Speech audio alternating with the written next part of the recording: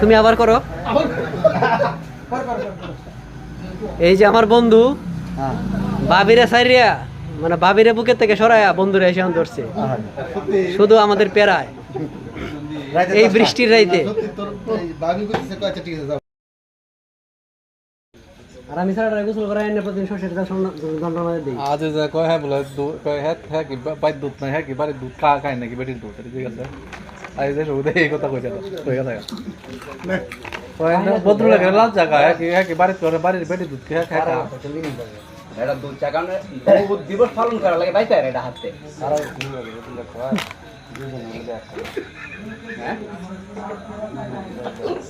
হ্যাঁ কয় খারাপ তো কলি হই যায় এটা কইব আমি তেও তো চলছি কি বাইতে মানে আমি এত বেহলো 4-5 বছর হইছে আর বেশি হইছে তেও